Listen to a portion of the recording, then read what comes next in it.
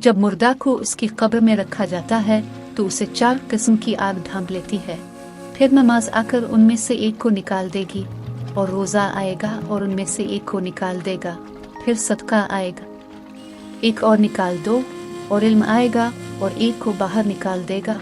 और वो कहेगा, अगर मैं जल्द आ जाता तो मैं उन सब को निकाल देता और तुम्हें खुशी देता, क्योंकि मैं अब तुम्हारे साथ हूँ और आपको कुछ और तकलीफ दे नजर नहीं आएगा।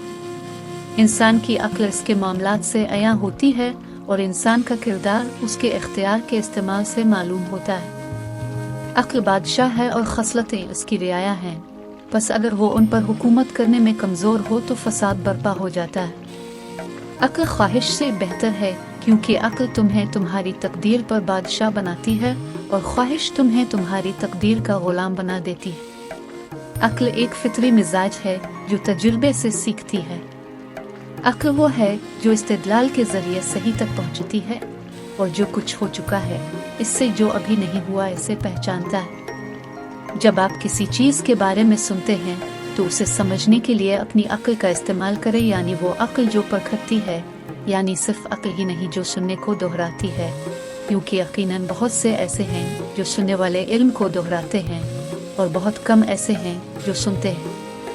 ये जो अक्ल रखता है वो नेक लोगों की तरह बनना चाहता है ताकि वो इनमें से हो, और वो उनसे मोहब्बत करता है ताकि वो उनके साथ इसकी मोहब्बत में मुत्तहिद हो जाए, खा वो उनके अमाल की तकलीद में कोताही क्यों ना करे। अक्ल रखने वाला 2 सूरतों में से एक के अलावा इसे खुलम खुला जाहिर नहीं करता, जब वो दुनिया में किसी चीज़ की तलाश से दूर हो और जब वो इसे तर्क करने से सबसे ज़्यादा दूर। यकीनन नफ़रत की मुसीबत के हतमी मकासद होते हैं जिनमें यह लाजिमना ख़त्म हो जाएगी, लिहाजा अक्ल रखने वाले को चाहिए कि वो इस पर सोने की कोशिश करे यहाँ तक कि ऐसा हो जाए, क्योंकि यकीनन इसे ख़त्म होने से पहले रोकने की कोई भी कोशिश इस नफ़रत अंगेज़ तनव्वुर में शिद्दत पैदा करेगी। इससे भी ज़्यादा अक्लमंद की पहली राय जाहिल की आखिरी राय है। जिसके पास अक्ल है वो अक्ल वालों के दरमियान जिंदगी की सख्ती को अहमकों की आसूदगी से ज़्यादा पसंद करता है।